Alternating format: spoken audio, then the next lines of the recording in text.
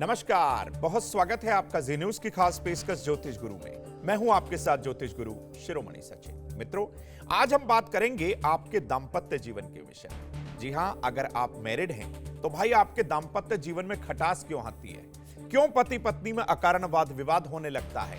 आज शुक्रवार का दिन है, यही शुक्र आपके दांपत्य जीवन का कारक भी है मित्रों।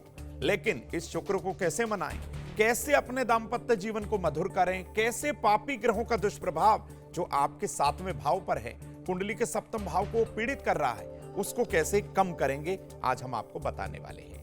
मित्रों, दांपत्य जीवन को सुखद करने का महा उपाय भी आपके साथ शेयर किया जाएगा। आप जुड़े रहिए जी न्यूज की इस खास पेशकश के साथ। विषय की ओर आते हैं और आपको बताते हैं कि दांपत्य जीवन में खटास क्यों आती है, पति पत्नी के अंदर अकारण वाद विवाद क्यों होता है, कौन से ग्रह उन दोनों को आपस में लड़ाते हैं, जरा ये आपको बताने का प्रयास करते हैं। देखिए, ज्योतिष शास्त्र के अनुसार शुक्र और बृहस्पति यानी कि देवगुरु बृहस्पति और शुक्राचार्य दोनों अगर कमजोर हों तो भाई वैवाहिक जीवन में खटास आने लगती है। विवाह पहले तो हो नहीं पाता, अगर हो भी गया तो दांपत्य जीवन कहीं ना कहीं कांटों से भर जाता है, मुश्किलों से भर जाता है। 7वें भाव में पापी ग्रह होने से, अगर कुंडली के 7वें भाव के अंदर कुछ पापी ग्रह विद्यमान है या बैठे हैं तो भी ऐसा होगा, दांपत्य जीवन में विवाद होगा।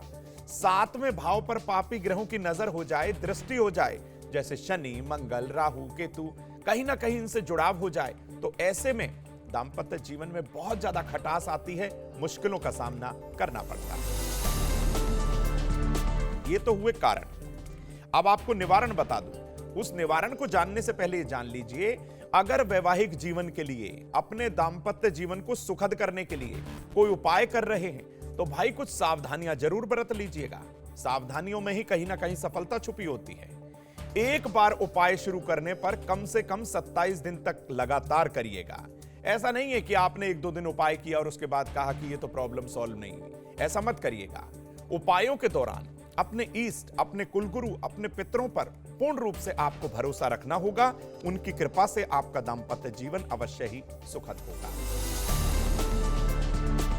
ये तो बात बताई हमने आपको सावधानी की, लेकिन आपको बता दूं, अगर आपके दांपत्य जीवन में खटास है, अक्सर लड़ाई झगड़ा हो रहा है, तो भाई अपने बेडरूम को, अपने शयन कक्ष को कैसे ठीक करना है वो भी समझ लीजिए।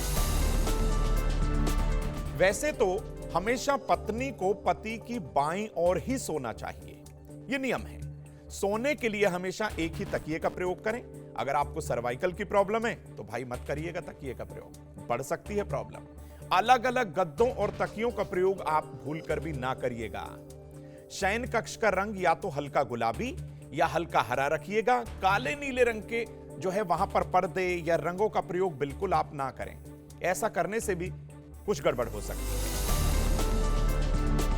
सोने से पहले आप अपने कमरे में शुद्ध देसी कपूर जलाइएगा। एक मिट्टी का दीपक ले लीजिए और उसके अंदर थोड़ा सा देसी कपूर रखिए, वहां जलाइए। ऐसा लगातार आप कुछ दिन करके देखिए, लाभ अवश्य ही होगा।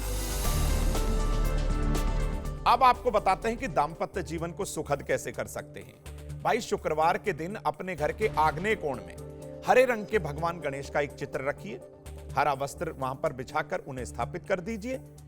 शुद्ध दूर्वा अर्पित करिए, घी का दीपक जलाइए और लगातार कुछ दिन तक करते रहिए। और जब तक करते रहिएगा जब तक आपका कार्य सिद्ध ना हो जाए। ये छोटा सा महा उपाय है, इसमें ज्यादा पूजा उपासना की आपको आवश्यकता नहीं होगी, केवल दीपक जलाना होगा। शुक्रवार के दिन देवी लक्ष्मी को साबूदाने की खीर का भोग लगाइए। कम से कम 7 कन्याओं को आप ये खीर बांट दीजिए। उसके बाद प्रसाद के रूप में पति पत्नी दोनों उस खीर का सेवन करें, अवश्य ही लाभ होगा। शुक्रवार के दिन खट्टी चीजों का सेवन नहीं करना है। पति पत्नी को सोने के लिए ससुराल से मिले पलंग का ही प्रयोग करना चाहिए, तो बहुत अच्छा रहेगा। इससे राहु कहीं ना कहीं शांत हो जाएगा। अपने बेडरूम में पलंग के चारों पांवों पर चांदी का एक चौकोर टुकड़ा लगा दीजिए। इससे भी राहु का दुष्प्रभाव कम होगा। पति पत्नी में अनबन बिल्कुल नहीं होगी। पति पत्नी दोनों कुंडली आकलन करवाकर एक शुद्ध हीरा या फिर ओपल धारण कर सकते हैं। तो मित्रों, ये तो हमने आपको बताया कि दाम्पत्य जीवन को कैसे सुखद कर सकते हैं, कौन से ग्रह नकारात्मक अपना प्रभाव दिखाते हैं और कैसे वाद विवाद करवा देते हैं पति पत्नी का।